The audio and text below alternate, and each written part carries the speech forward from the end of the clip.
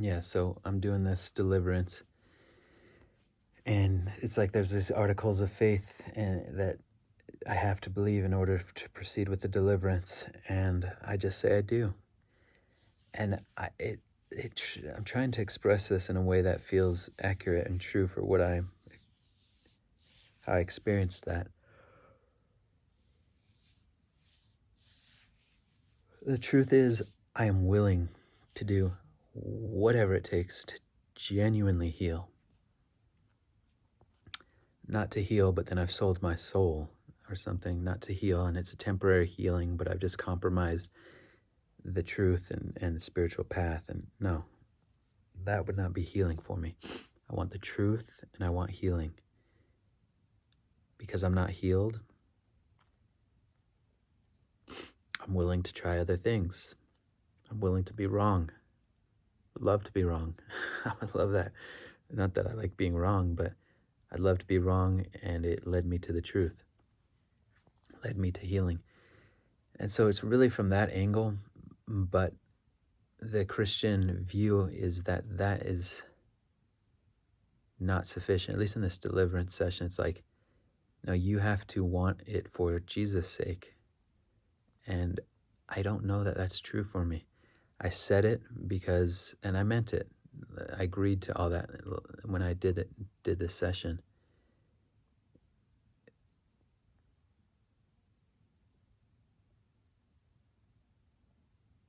Not to deceive or anything like that, but it's just like what I'm doing has not worked. So I'm going to say it. It's like I can't force myself to believe something I don't believe, right? That's part of the frustration here is I'm willing to believe whatever's true. But and maybe it just is all true. I don't know. And so I'm going to say it. I'm going to trust that if this is the truth, God sees that I'm trying, that I'm willing to be wrong, that I'm willing to confess these things, and that's going to be enough. You know? I'm thinking as I'm going into this, I'm going to give this everything, and I'm just going to do it exactly how. I'm not going to fight it. I'm not going to try to argue with it. I'm just going to do it. I'm going to go with it, and let's see. I'm going to give everything over to this process. And so I do, and I just say, yes, I believe that. I believe that. I believe that. And I'm trying to. I mean, I could have told them, and I kind of did, but I could have told them, I don't know if I totally believe this, but I'm willing to. And maybe I should have said that. I don't know. I've done that in the past in other scenarios. But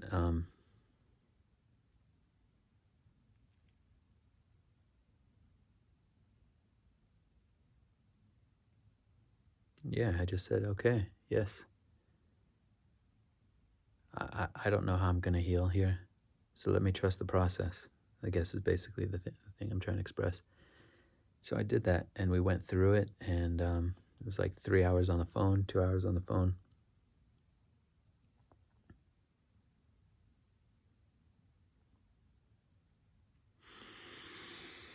And I meant it as best as I could. When they'd ask me questions, as best as I could, I tried to mean it.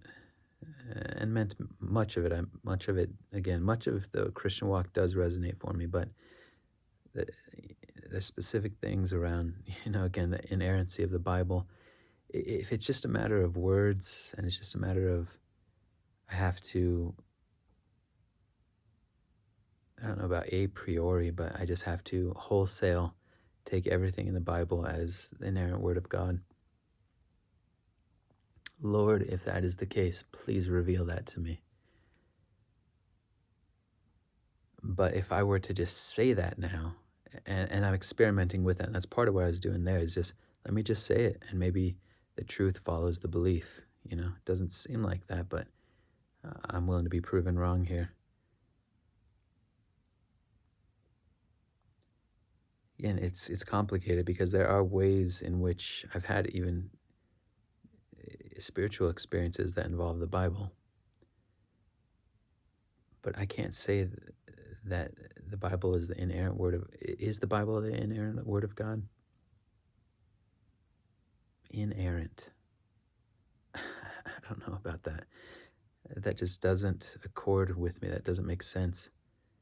For me, again, there's this depth dimension that is prior to words, and words are useful in the sense that they point back into that more foundational s- r- level, ground of being, of experience.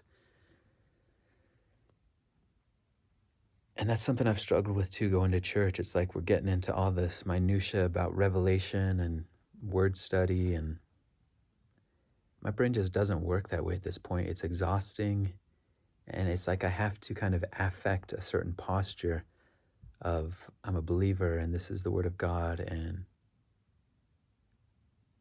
at a minimum it hasn't been revealed to me. And if you're hearing this and you're convicted that it is, pray for me that that be revealed to me. I want what's true. And I think that's a fundamental difference, at least with this deliverance, as I'm reflecting on all of it. I said that at the beginning, is like, I want what's true. And she kept saying, well, you have to want Jesus. And my response, again, I stopped arguing, because it's like, if I'm reaching out to these people for support and I'm arguing with them, it's like, no, I'm going to go through this with faith and see what happens. But, as I reflect on it, it's like my response to something like that is, well, if Jesus is the truth, if this path is the truth, that's what I want.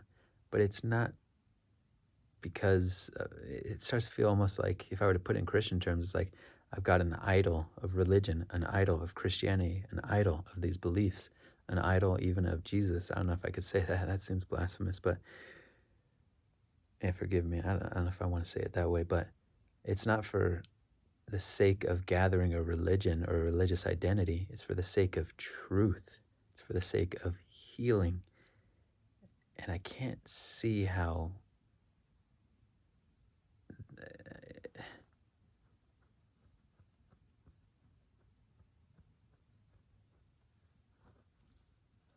in other words, I mean, another way that I'm thinking of it now is like, on all the other planets, if it's like, if it was Christianity in and of itself and that set of beliefs,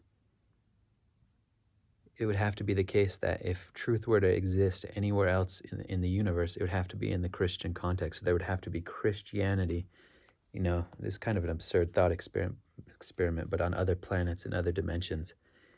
And I don't know that that's the case. I think that God and the divine does express in certain ways, and that comes out in a colorful, can come out in the vehicle of a religion, but it's not for the religion's sake. It's that the religion points you back to God into direct experience.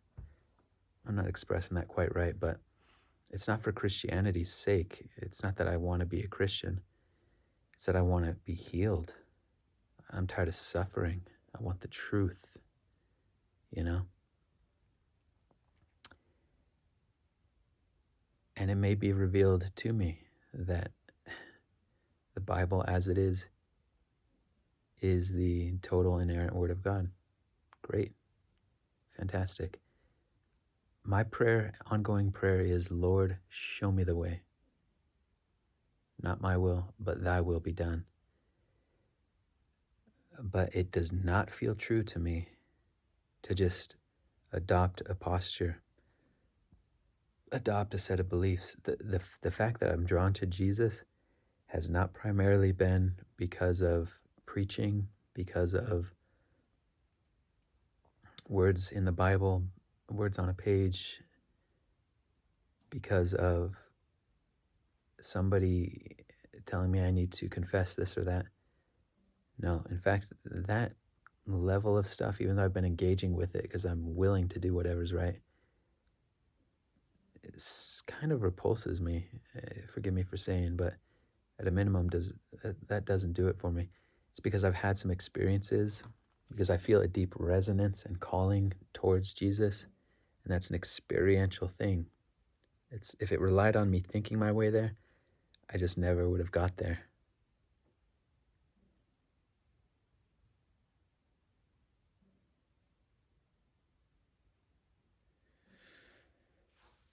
Um, and so these are things I guess you could say I'm wrestling with. But another thing, there's all these, it's like there's this fear laden dimension to a lot of how Christianity gets expressed. And it was definitely present in this deliverance session, the fear of hell, basically. And, and I did, I'll just say, I did say, I commit my whole existence to Jesus Christ and that I will follow nothing else. And I meant it, and I'm still open to it. But I think what's true to me is I commit my full everything I am to the truth. If that's Jesus, if that's Christianity, great.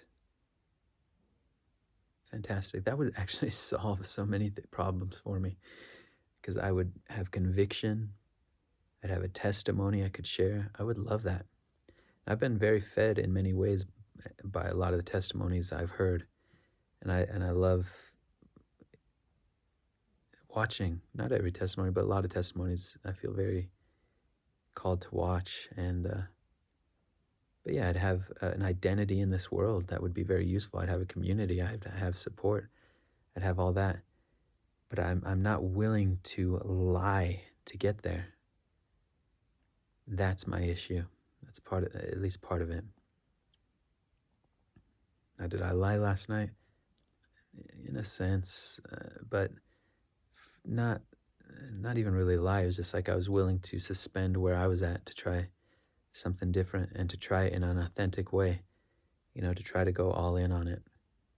But, there's all this fear now in me, they're saying, well, if you say it and you don't mean it, or if you say it and then you go back on it, you're going to be, and this is a biblical thing, you'll have 7 times worse hell visited upon you.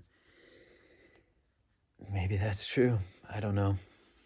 But that feels pretty psychologically unhealthy. And it's like there's no room. I just sensed that. I mean, part of it is I'm at such a place of desperation. Again, I wasn't going to ask for their support and then quibble with everything and say, well, I don't know if that's totally what I believe in, or if it's even really a matter of belief. I just want to heal. Did express that a little bit and got pushback, which I expected. But it's like there's no room for uncertainty. And psychologically speaking, that does not feel healthy to me.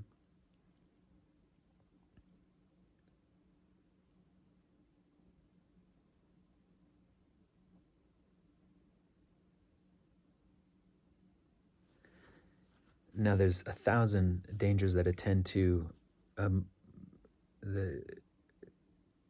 I'm trying to paint a more nuanced picture here because what's good about Christianity and having a belief system and having a structure is the community, is that there's a firmness of your values, that you're not just uprooted and, that you have some way of processing and filtering reality and moving through it, and you have some clarity on moral issues.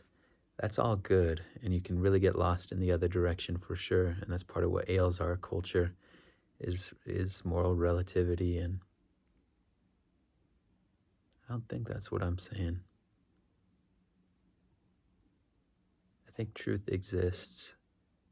My current understanding and experience of it is that it's primarily experiential. In other words, it accords to something that is not a matter of human belief, that it's universal, that truth is truth, no matter what container expresses it, right?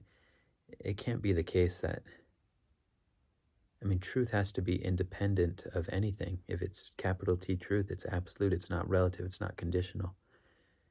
That's how I see it.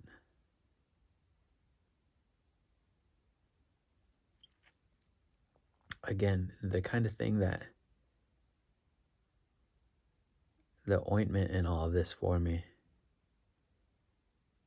is my or the fly in the ointment for all this is my suffering, is the fact that I have not found the healing that I so desperately need.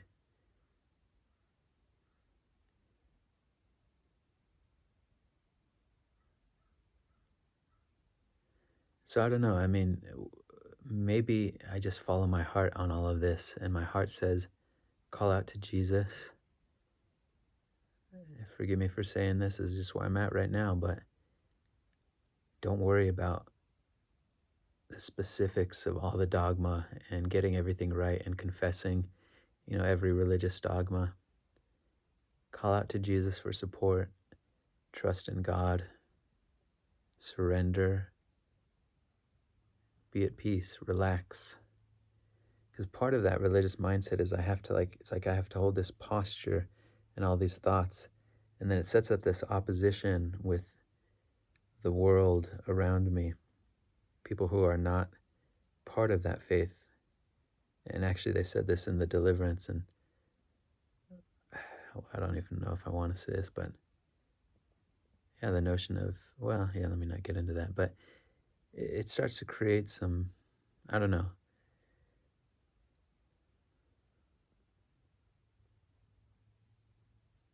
Peace matters to me, healing matters to me, truth matters to me. And maybe I just trust my heart on that. I love you, God. I love you, Jesus. You show me the way. I'm willing to hear that from you. But it needs to have that resonance within me of truth. If it's just me forcing myself into the box of a belief, that makes me feel sick inside. And I can't imagine that's what God's asking me to do. It makes me feel sick, closed down, incongruent, unhealthy, out of balance.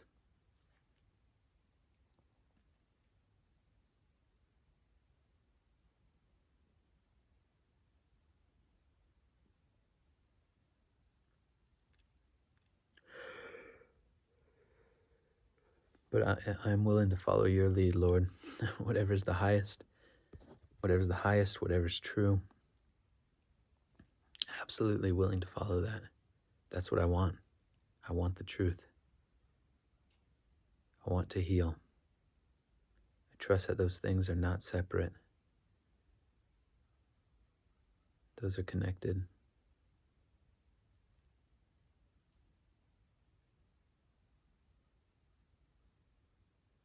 Show me the way, Lord.